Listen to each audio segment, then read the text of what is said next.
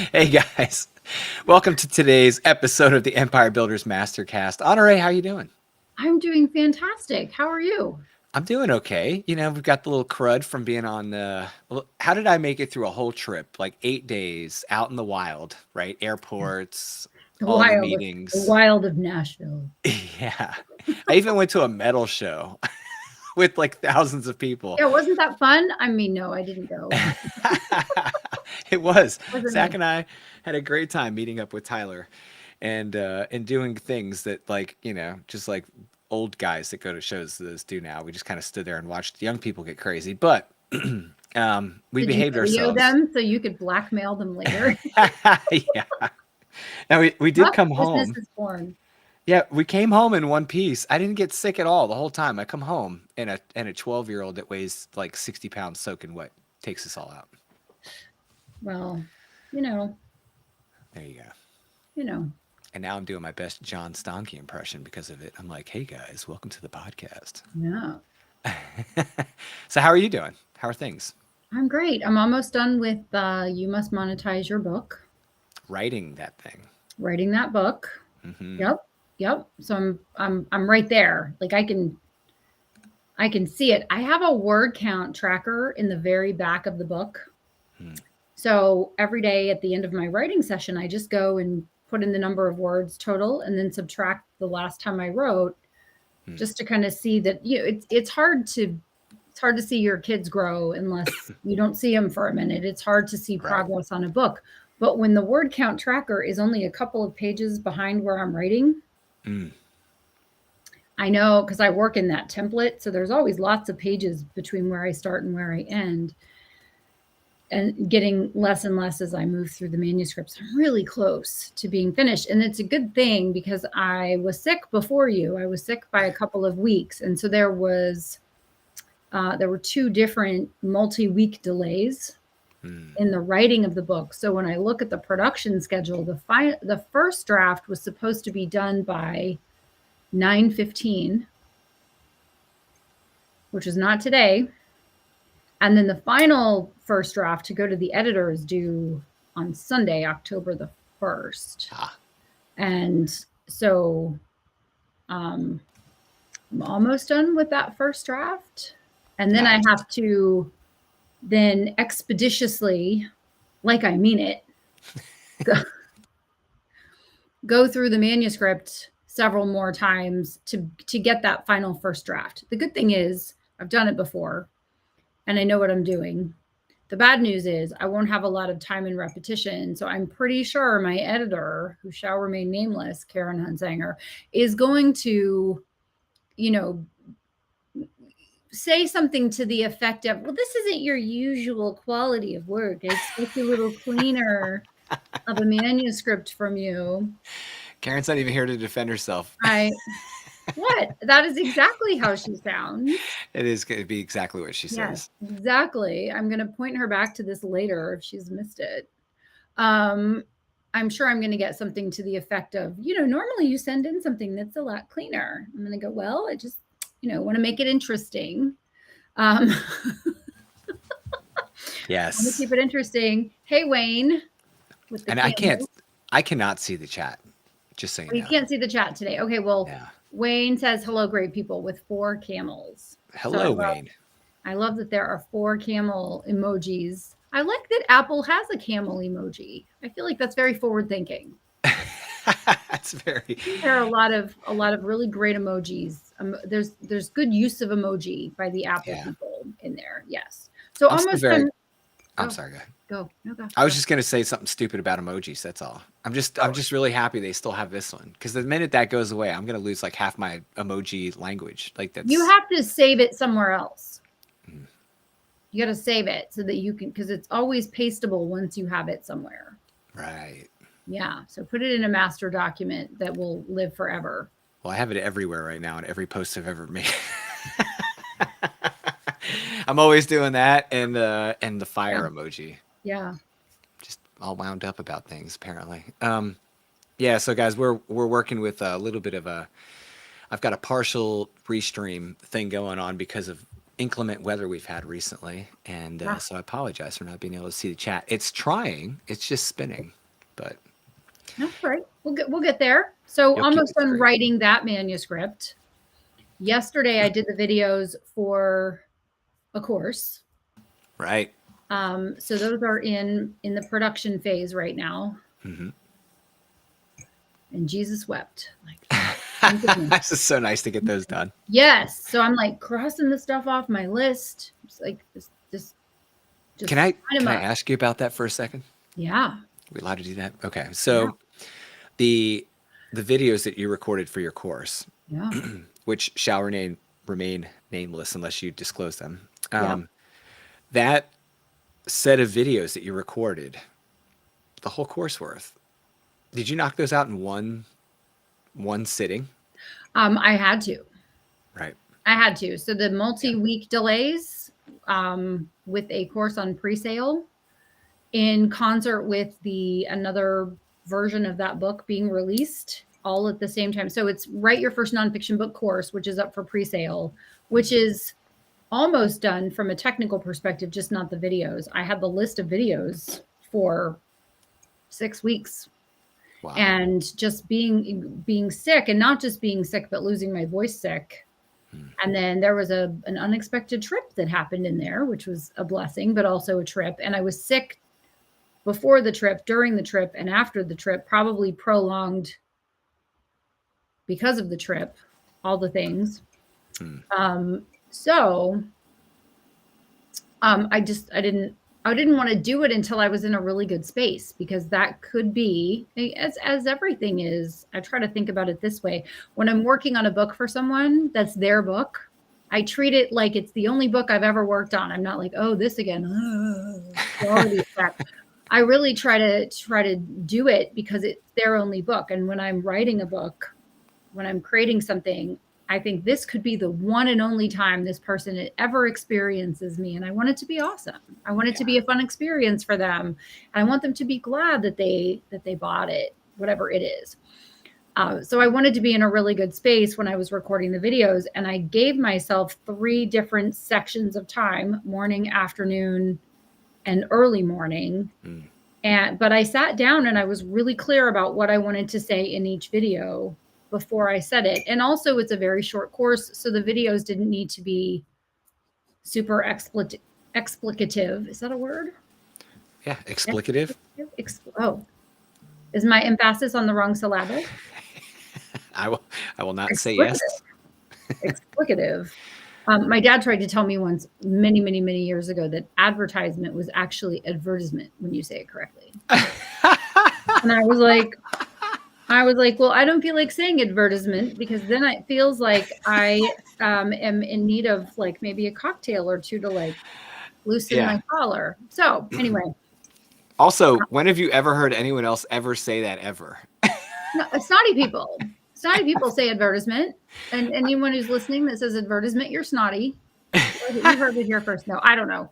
You know this about yourself. You know this about yourself. You know that you have a degree from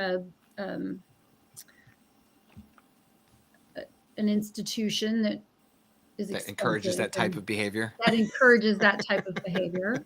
Yes, that has a dress code and a moral code, and I didn't go to any of those places. Anyway, I've been to any of those places. I wasn't looking for any moral codes when I was That's right. That's right. We just made that up as we went along, and it worked out fine. Everything's fine. Wait, I got to the service and I was like, wait, what's this? Yeah. We have a code? Yeah, I think sometimes people sign things and they don't read the morals clause. Yeah. Yeah. So, it's I don't want to say it's fun to watch, because it's never fun to watch someone make a huge mistake and ruin their life or their career or something like that. But it is interesting. It's like, I think if I signed we're going to pay you $4 million to show up. Also, when you're not doing this thing that we're paying you to do, here are some things that you might want to avoid: small children, farm animals, like gross consumption of illegal substances, purchasing illegal substances from anyone, especially not an undercover agent. Maybe just avoid these things. I don't know. Like, don't go on an airliner and throw a temper tantrum and have people record you and put it in, People Magazine or on Inside Edition. Like, just read carefully. I think it should be highlighted. Although all of the fine print in legal comments, contracts is technically the fine print. Yes, It all should be highlighted. that is true. Nevertheless, it's interesting to watch that. So anyway, advertisement. What was I saying? Explicative. Explicative. There's some words down below the videos, Lucas, that explain everything. Well, right, and you don't right down below. And you don't use scripts in your videos. Like I don't use scripts, but you do use an outline. Do we want to call what I do an outline? Yes, that sounds official. Yes, you do. Is it a bulleted list of at least 3 items? It is. It's a bulleted list of 3 items. Here, I'm about to give my hack away right now. I have these little slicky notes. And if people don't know what slicky notes are, it's like a sticky note, but watch this. Hold on. It moves around. Oh. So I put it right on my screen, right in front of me. Bloop. And then I can look just below the camera lens at what it is I wanted to say. And then I just talk from there. I want it to be different because if it wasn't different from the book, then why do you have the course? I've actually had someone ask me that. They were like, hey, you monetize your book with a course book. I have it. I love it. It's great. I was thinking about getting your course. Is there anything different about your course than your book? And I almost was like, yeah, there's a lot. There's a lot different, being that I'm actually sitting down and unpacking all of these things in great detail in the course. Yeah, there's a lot more in the course. Yeah. Otherwise, to your point, should I, not could I, but should I be selling it for the price I sell it for? The answer would be no, you shouldn't. If it's an exact replica of your book and it's not, it's not like my book is War and Peace. It's, 38,000 words. It wasn't monstrous, but it's a full day of videos. So you do the math. If I can read the book in 3-4 hours, but it's 7-8 hours of video. Yeah. Not the same content. So we've each been busy doing book reviews and book launches and all the things. Your last book was out in June, right? Yes, the end of June was my last. Maybe it was June 23rd, but the next one comes October 23rd. So I think I have 23rd on the brain. Let me look. Hold on. Does it matter? I mean, I'm sure it's like super important. Nope, June 26th. I was close. You were close. Yes. And I was distracted for a second. I'm back. Now, so you launched the book in June. Yeah. Was there, so for those that aren't familiar with why we're meeting today, we're going to talk about some lessons learned from book launches. And everything I've learned about book launches, especially on the nonfiction side, has come from Honoré Corder, right? That's one of the reasons why I sought her mentorship early in this journey. How's that going for you? It's going pretty well. I'm pretty happy, right? So I'm like, if I'm going to do nonfiction, let's talk to someone that, like, I don't know, publishes nonfiction for a living. All the time. All the time. And so that was, there's a lot that goes into it, obviously, that I didn't know about. And then you experience it and it's different the first time than it is the next time. But your book launch in June, you've launched it in all the seasons at all the times. What's it like launching a book midsummer? Is that something that you kind of strategically plan, or? That would have been the last date I would have launched in the summer.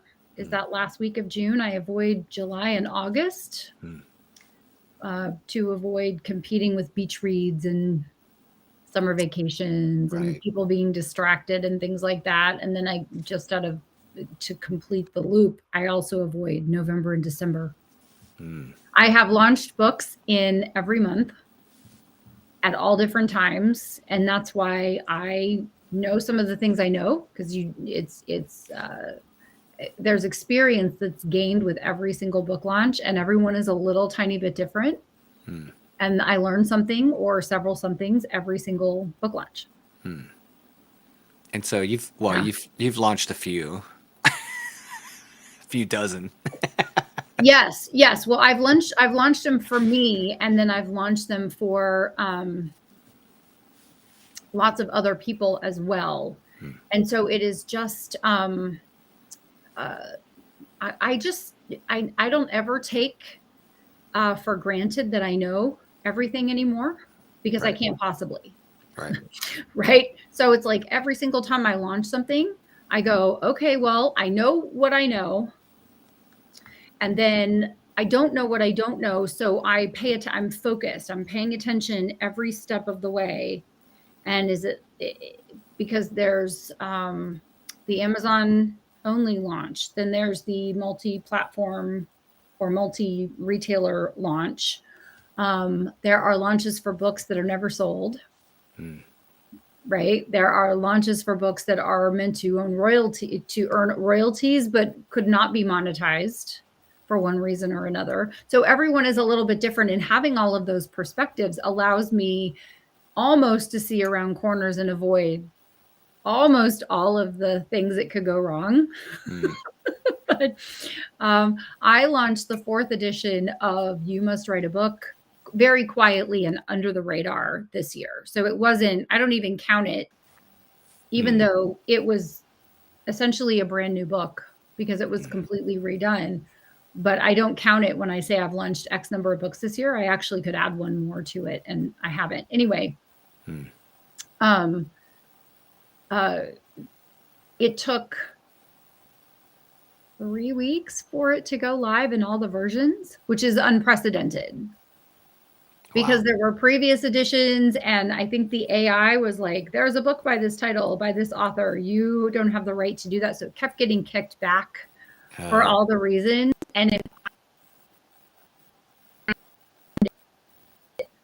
any type of paid media, a speaking engagement, I would have been so stressed out. And it really helped me to come to the decision to publish wide, which is to publish on all platforms. That's the first thing. The second thing is to have my book files as far in advance as I can so I can order physical copies for both marketing purposes and quality assurance. Right. Right. The QA part is very important. Right. And in order to get the books, I have to have the files. They have to be done. I have to go through them. The books have to be ordered. The shipping time has to be factored in. And then I have to have quiet time to go through the books. And so I wouldn't have necessarily been like, okay, well, I'll just put the book up there. I would have known a month in advance, oh, this is not working. I need to slow my roll. Right. Yeah. Yeah. I didn't run into any problems because obviously I don't have the complexity of the catalog that you have, since mine's fairly new. But not yet. You're going to catch up fast. I have a feeling I have this nice big lead, right? And I have a feeling that you're going to go galloping past me like, what are you doing? No. Are you even a writer? Stop. You're so ridiculous. Like, are you even like paying attention, Honore? Like, what's happening? Who's this? I'm sorry. Yeah. New number. Who dis? Yeah.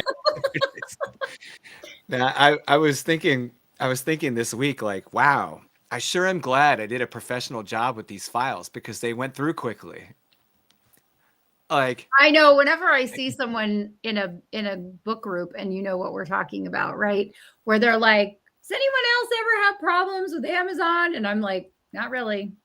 Yeah, like everything's formatted properly. If you have a designer that knows what they're doing and you pay them, then your designer will actually test the files before they return them to you, thus avoiding the hiccups. Right. Yeah. So for those that aren't familiar with what we're talking about with files, if you haven't published the book yet, it's that your interior, the manuscript, right, the book itself, is coupled with the cover art, and then it ends up in a PDF file. It has to be formatted very particularly for the size book you have. And when you put it into these systems, they scan them. Yeah. And they're making sure that nothing runs into places it's not supposed to go. Right. And that you don't have any like egregious spelling or grammatical errors. Like they scan the full thing. They do. And they are getting more and more and more like. Oh, yeah. Yeah. So when I was doing course pricing strategies with Dino, we had a good problem come up. So on the cover, I've got like a background color. It's an actual part of the image. It's got like a kind of like a peachiness to it. It So does. when you look at it in a PDF, it just looks like an off-white, like a cream. Yeah. But it's actually an image of like a texture. Yeah. And when we loaded the book file, the interior cover page, not Hmm. the actual cover itself, kept Hmm. getting flagged because that image was bleeding into the margins. And it was showing like Ah, it was going, like you have content that's going off the margins. And I'm like, look at these red lines. So I had to send it to Dino, and yeah. the poor Dino's like trying to figure out exactly what's causing it. We had to strip the texture background off the interior cover page file, Off that black and white mirror right? image page. Yeah. I Well, mean, working with a pro like him, yeah. makes all that possible. Um, Right. And also, because he's a pro, he'll know how to fix it faster than an right. amateur. Yeah. Yeah. Oh, I So, would have been stuck doing that myself. right. Yeah. Cool. And Well, I go. was I going have to a say question. for my fiction that that comes out tomorrow, by the way, it's just a copy of the cover on the inside. And there's a big difference between publishing using software like Atticus or Vellum or Yeah. whatever, right? So if you see this inside cover, it's literally a mirror image of this. It's the same image file. But when you It's just publish, not taking up the whole page. right? But when you publish with someone like Dino, you get the Yeah. cover and then look, it's almost identical. There's no size Wow. change. So Do that's you like a want to, difference. have you considered changing for your fiction, or you just want to use a formatter, a formatting system as opposed to a formatting service? For this book, because it's a novella, it's relatively short. Mm. I was I was experimenting with this one a little bit just to see. What did you do it in? I did it in Atticus, In Atticus. Okay. which, by the way, once I figured out Atticus, which is pretty easy to use, I will say it's fairly intuitive. Yeah. I have Once I got vellum. I have right, vellum for the formatting emergencies. right, right, right. Right. Yes. Once I got Atticus set up the way I wanted it, the interior file design, then you can kind of like reuse that if you're in a series or whatever. But here's the downside. It's limited in its It is. creativity. It They, sure is. they just are. So if I will, let's put it this way. I'll never publish a non-fiction book outside of a professional designer. I My won't. nonfiction I books. won't ever again. I've done all the things. Right. I've done it every way. Yeah. And I had to do. I was on a time crunch to do an update of vision to reality, and so I used vellum just because I wanted to know what the experience was like to format it, and it came out fine. It's just the difference between fine and excellence might be degrees. Right. Right. And Right. but you never regret going first class. You never regret investing it. It's Right. like the person who says, oh, I published my book, regret it, wouldn't do it again. No one ever says that. Right. Right. Just like, you know what, I paid extra for first class and it was miserable. Right. Right. Flying in the front of the plane with a cocktail in my hand, with my recliner, with my feet up. Oh, that was awful. Never doing that again. Right. Right. Put me back in the back row in the middle seat. I'm fine. Right. Right. No one ever says that. Right. No one ever says, you want my seat? I'll go sit in your seat back there. Everyone's like, oh, I'm happy I'm in the front of the plane, right? And I've been in every seat. I can right, speak for Happy me. to upgrade.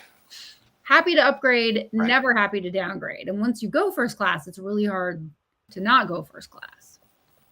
Yeah, because that drink before the plane takes off is awesome.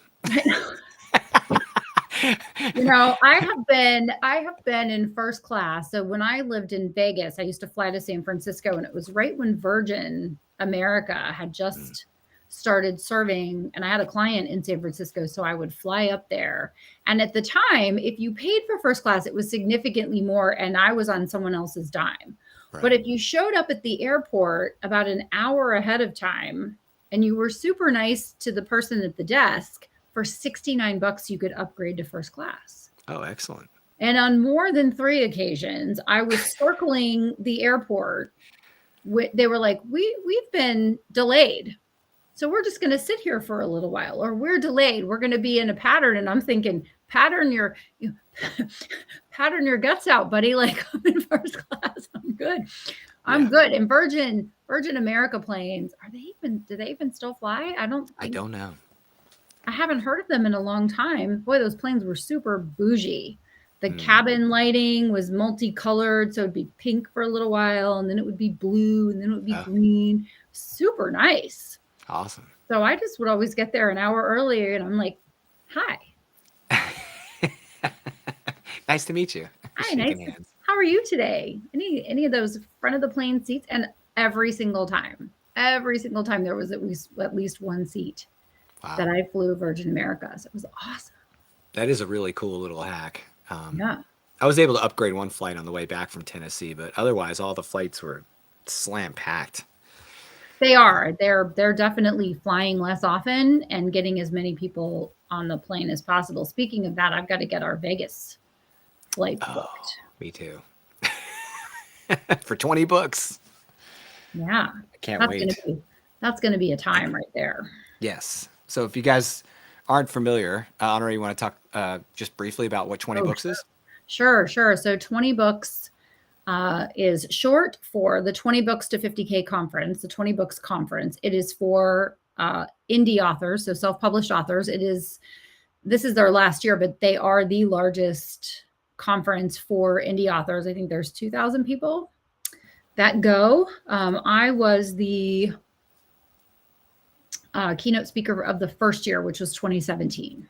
Nice. The founder of 20 books, I can see his face, Michael Anderle, originally hit upon the idea of writing 20 books so he could make $50,000 a year so he could retire to Mexico. Now I venture to guess he has a 7-figure monthly business, if not more, because he has really expanded what his vision was. But originally it's like, I could live like a king for $50,000 a year. I'm going to write these books. It's going to make me $50,000 a year. I'll retire to Mexico. I'll live like a king. So then he had a Facebook group, and still does, that led to having a conference. So the first conference was in 2017, and now he and his right-hand person are stepping away. I think the conference is going to be rebranded, still happen, but be rebranded. Right.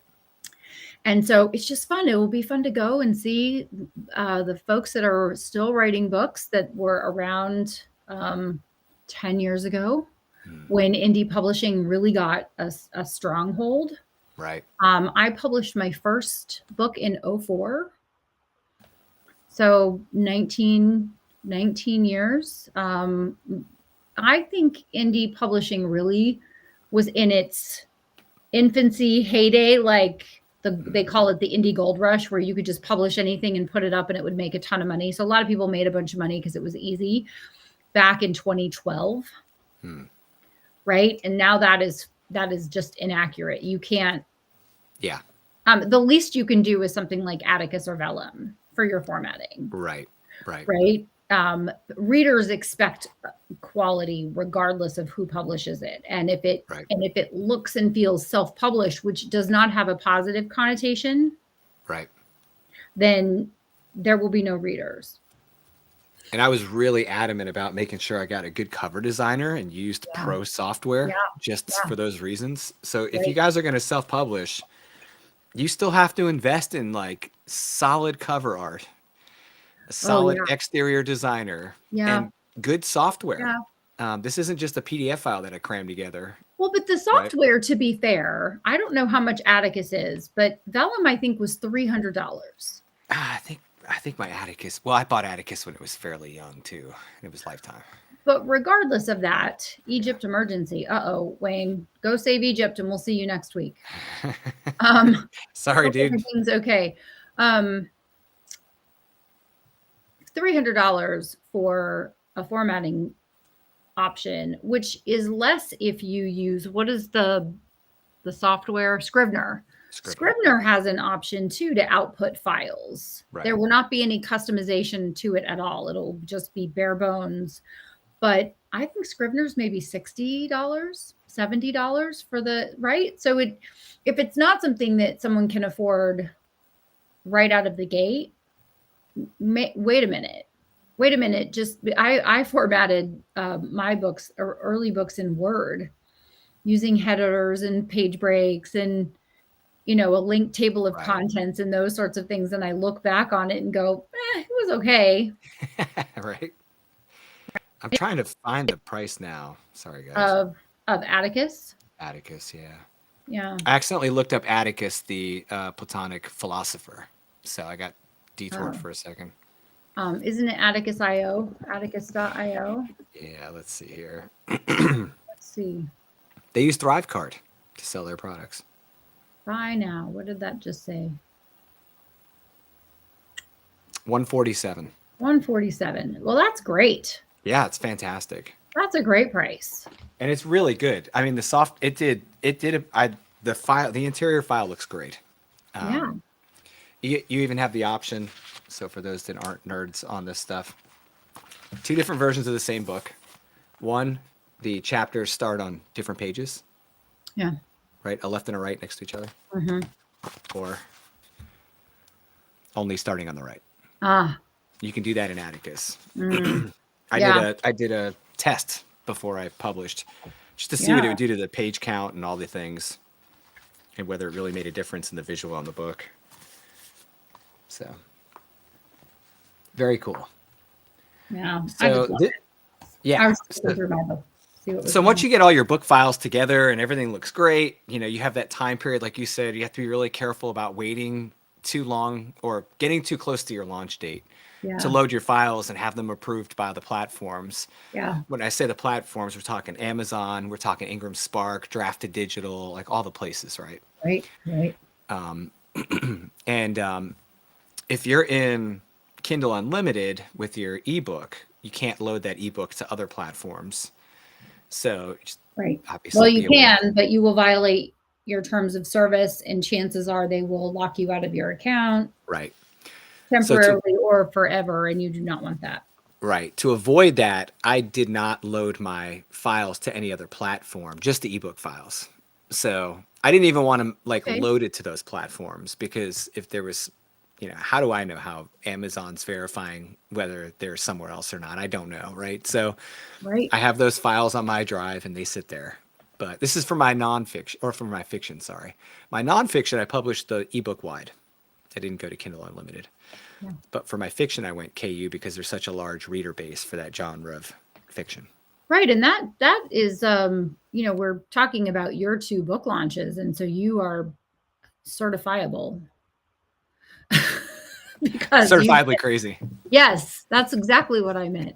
Why did I Because do you this did to a myself? nonfiction book launch on the 18th of September, and you're doing a fiction launch on the 29th of September. Tomorrow. You did know those are that you did know those are in the same month, like not even 2 Yeah. weeks apart, right? When you penciled those out? Oh, it was one of the best and worst ideas I've ever had. Well, so talk about why it was the best idea. Because I can Um, think of probably a couple of reasons, but yeah, so one of the reasons it was a good idea was I am in book marketing mode, right? Like your mm, launch is happening on one book. yeah, I didn't do them the same week. That would have been really bad, right? I spaced them out by 2 weeks. yeah. And if you haven't published, I hadn't published since February.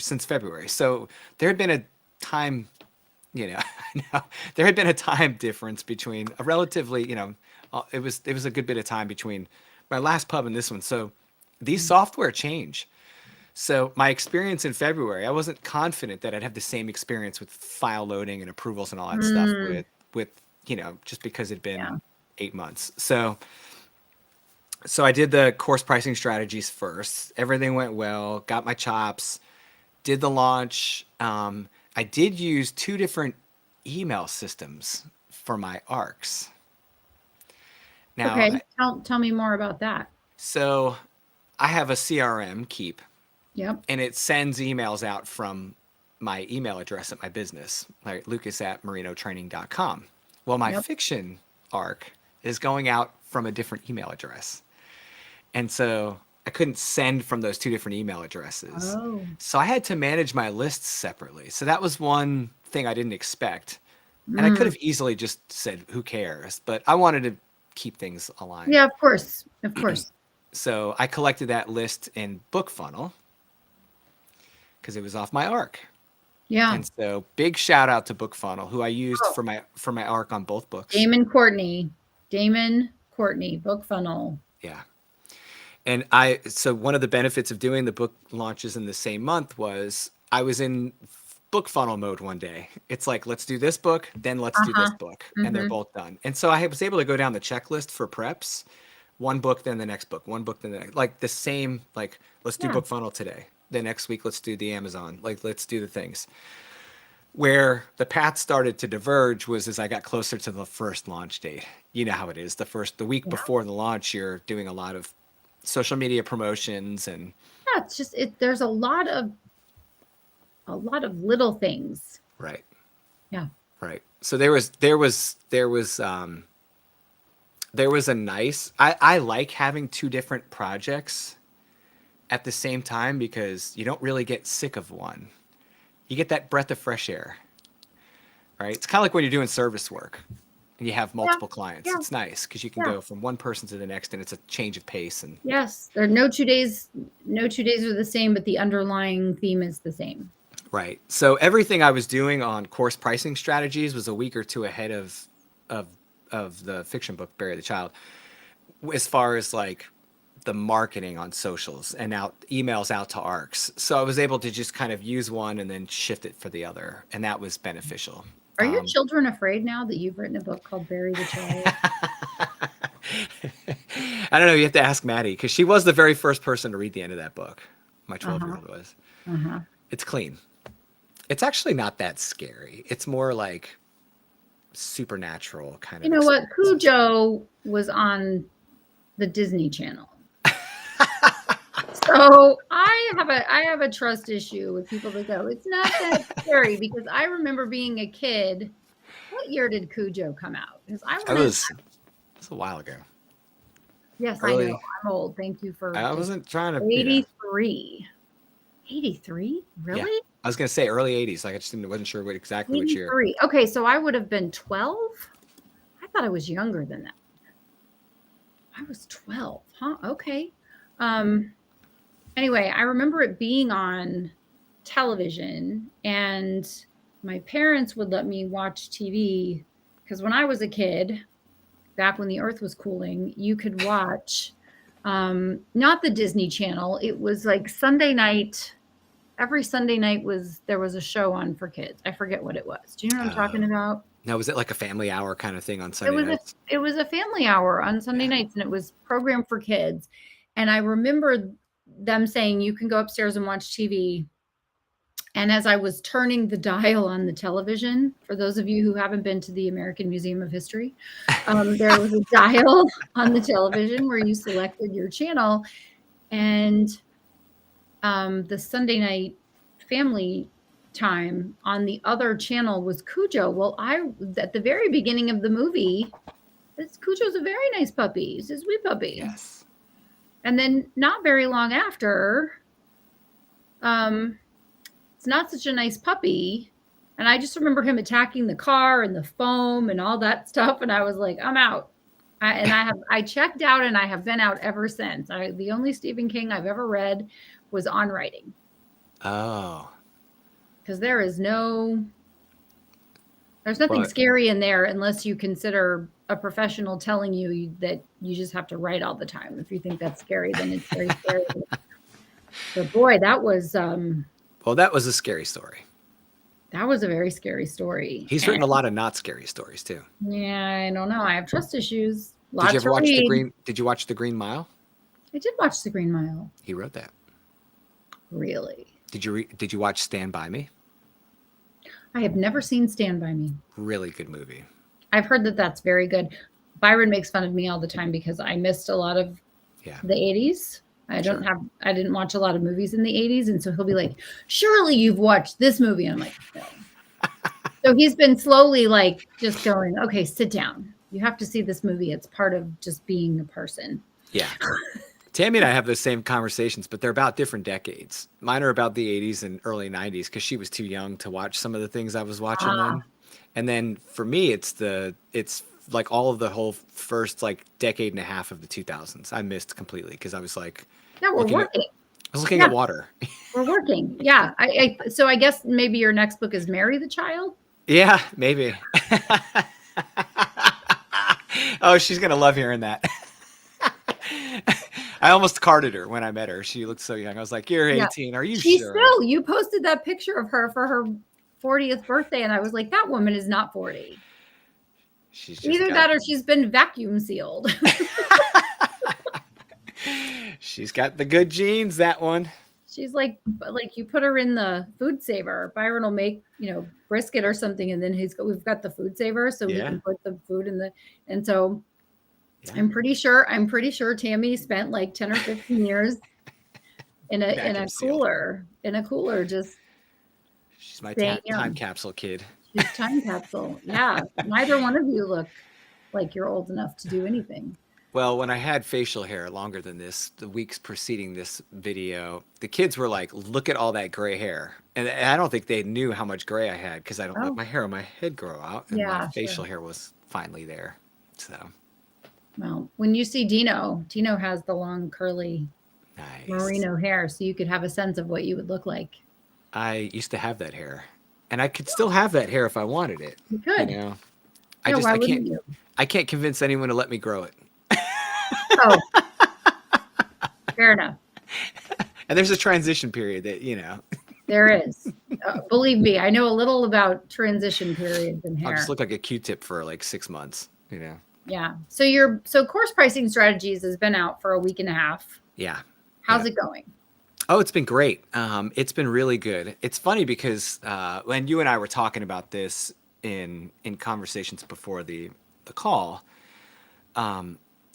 it's just the support you get around a solid nonfiction book in an industry that's Yeah. needs the book is so nice. And having professional relationships, having a strong network before you write and release that book makes all the difference in the world. The emails I got from like Chris Bystransky and Mary Crimmins and like just all these people that reached out and were like, "Congrats, this is great. This is going to be helpful for me." It made me feel really good to have all those experiences that first week. And of course, a lot of that coincides with your reviews. You're usually getting Right. reviews from those same people. Right. So it's been really nice to have that experience Did with. you know sorry. No, go ahead. Did you know that the ebook and the paperback are still not on the same sales page? I know. Have you reached out to customer service? I mean, this is a problem somebody will Yeah. probably have at some point. Yeah. Have you checked in with customer service? Really good topic. So, guys, I put two different books in the system at the same time. I put a fiction book and a nonfiction book in. Oh. And it doesn't matter, right? It doesn't matter to Amazon. It's a book, right? Right. But when I loaded my fiction book, it got coupled together and there were no problems. From day one, they were showing up on the same page. My nonfiction book, not so much. And at first, I was like, did I do something wrong? Mm-hmm. Now, they were both live, but they weren't showing up as the same. They're not showing up and they're not even next to each other. Right, So they're not someone showing might up. be looking at Right. it and going, "Oh, I want this in paperback. I don't Yep. find it," because they don't think to search Correct. paperback version. Right. So for people that are wondering what the heck we're talking about, when you look a book up on Amazon, it'll ask you, do you want to see it in other formats? But also they show the two formats side by side on They buttons. do. Yeah. And so if you're on the Kindle page, you'll see the paperback and the hardback next to it, or vice versa. If you're on any of those Or pages, you'll audio, see- right? Whatever Yep. else you have. Trade Exactly. paper, So mass that's a market. really nice thing to have, right? Right. Check in the box for lesson learned on this one. I had my files loaded early enough, but didn't catch that till the week of the launch, Didn't catch what? that they weren't coupling.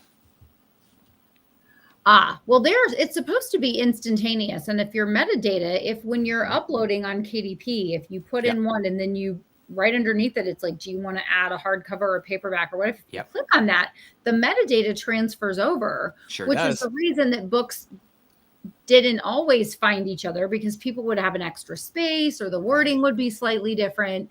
And when they pushed all that together, it was fantastic, because then you knew that they were going to link automatically. So that's so interesting that it has not happened. Yeah. And I had to I crawl would over be that. emailing customer service every day.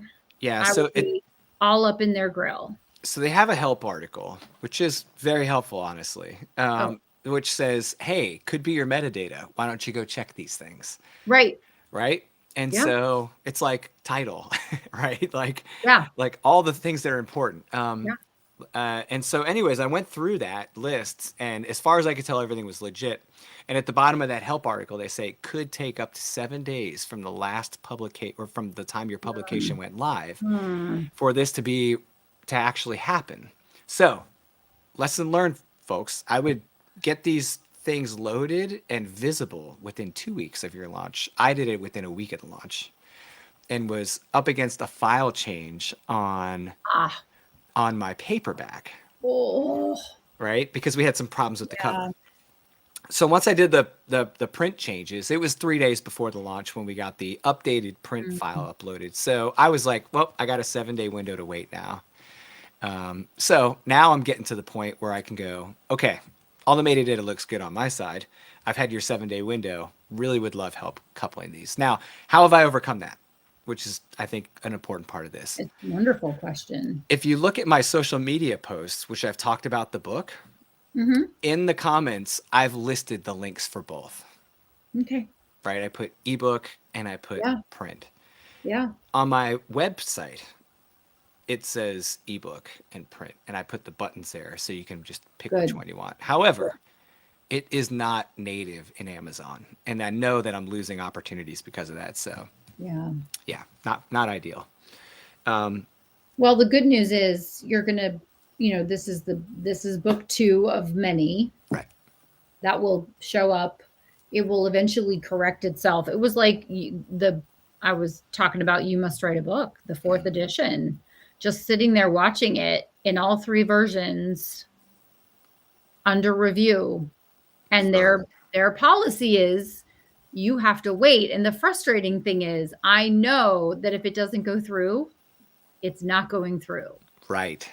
And so, whatever their waiting period is, I just have to sit on my hands knowing that there's a problem that I can't do anything about because their policy is you have to wait. And if you ask for help early, they will say you have to wait. So, you just go off and do something else. Right. You might as well just go off and do something else. Write another book, go on Facebook, drink, Something all at the same time. exercise, right? Yes, I could on the treadmill, watching television, Glass of wine, glass of wine. doing the thing. Yeah. Yeah, so that was the one thing that didn't go as planned. That I was able to adapt a little bit, but I wasn't thrilled with it. And at first it was when it first happened, I was like, I wonder how much of a problem this is really going to be. And then immediately I got an email from someone saying, Oh no. "Hey, I would love to get this in paperback. When's it coming out?" And I was like, "It's out right now. Here's the link." It's like, now, why does this matter for other reasons? Because it Not matters. just my preference or the Yeah. preference of an individual who sends me Yeah. an email.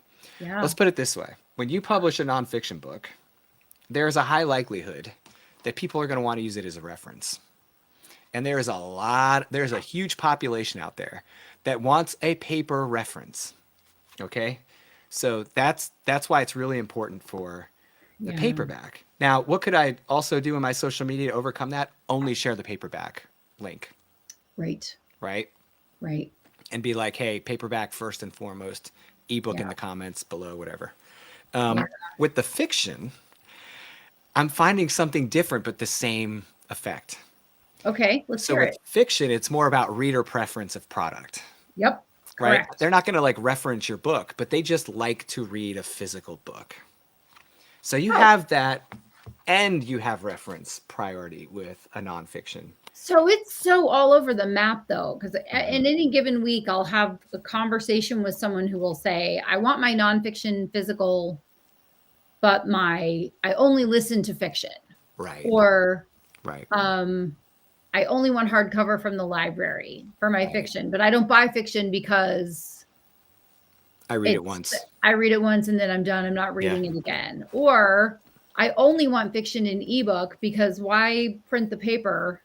Hmm. right? Or I only want nonfiction in digital so that I can make notes in the margins. And for me, the nonfiction that I want to reference, I will almost always get it in paper. Yesterday, Absolutely. John Stange, so this is a joke. Yesterday, we were on the EBM morning call and the virtual meeting, and John and Kent were there, and John starts recommending books. And of course, I wake up every morning. This is the book person's joke. I wake up every morning and promise myself I'm not going to buy a book today. And then every day I buy a book. So I said, I promised myself I wasn't buying a book today. And so I found it on Audible and used one of my Audible credits, which is also known as a loophole. You mean like you can circumvent, like, I'm not buying a book? Yes, because I didn't buy it then. I had prepaid for the credits. They're just sitting there. I was using them. Right. It's like, I'm not going to pay for a Starbucks drink, but if I have money loaded on my app, it's not the same thing. I mean, you don't want to be wasteful. Right? I don't want to be wasteful. But I got the book in Audible, but then I went to my library app to see if the book, because it's a very popular book apparently that I have not heard of before. And I went to see if it was in the library system, and I put it on hold for my library. So I'm going to listen to it while I'm waiting for it to come. I'm going to get the nonfiction. It's a nonfiction book. So I'm going to get the nonfiction book. And if I want it, then I will buy it. But I want to see it. Because I think my strategy now is books I want to have as a reference in nonfiction. I don't want to keep them forever because the chances of me going back, I probably have 10 books ever that I've gone back and referenced them or not had them and then bought duplicates. The rest of the books are just taking up real estate. Although in my new office, I will have all of the bookshelves in the world. Right. So anyway. I did have, I'm sorry, go ahead. Oh, I was just going to say, it just depends on who you talk to, how they want to consume their reading. And I wonder if anyone has done any research into, well, horror readers like to read them physical. I know that the naughty books, right? There's the erotica naughty books. Yeah, but there's light naughty, and then there's super naughty that you have to really know how to search for because they don't want kids to stumble upon it. Right. People read those books on their phones or on their Kindles. Right. They don't want that later. Nobody knows. Yeah, nobody knows what you're reading. Right. Yeah. Very rarely do you get on an airplane and there's like two naked people on a cover, and someone's like got their glass of Chardonnay and they're just reading. Like okay, get it, right? Yeah. Oh, what you got there? Yeah. That looks fun. Yeah. So we're not all reading over your shoulder, all of us, the whole row behind you. That's right. Oh, turn the page. Yeah, a little gap in the seat. Yeah.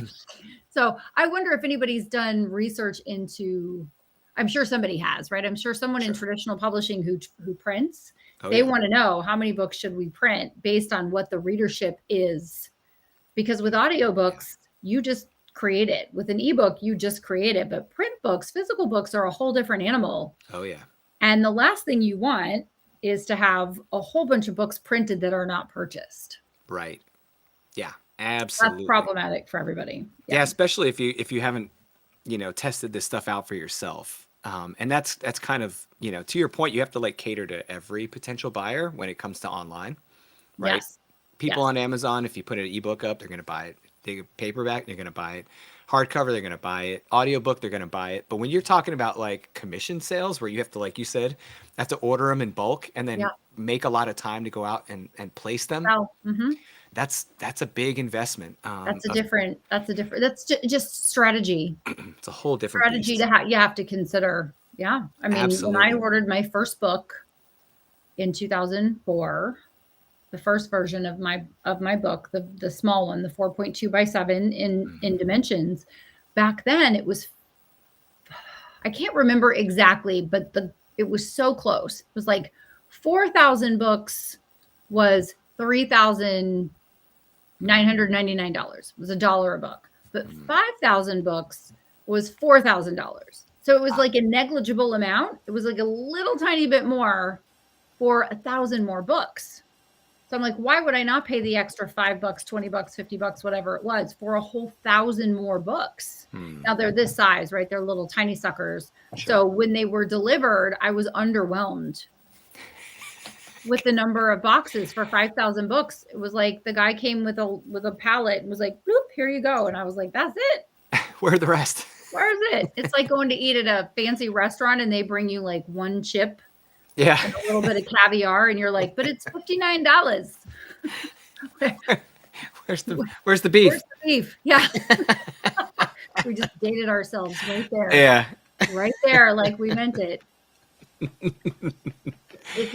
It's something definitely to consider. Oh yeah. Right? Where are you going to put them? Where are you going to put them? Are you going to store them? Da, da, da, da. So yeah.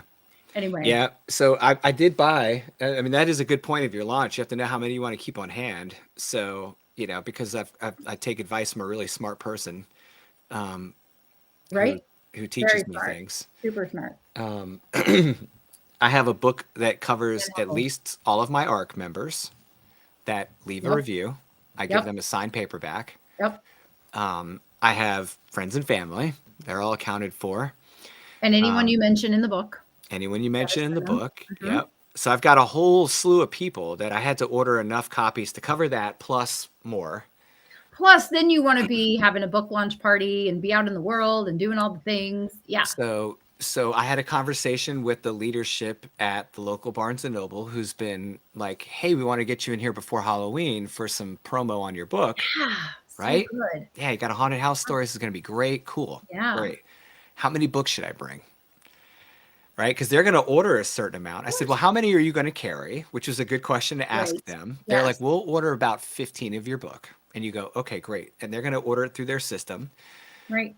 And I said, how many would you want me to bring if you want me to bring any? And this is not something they have to do. What did they say? They said, bring as many as you want. We can set up a concession agreement. Oh, nice. And I was like, that is super cool of them.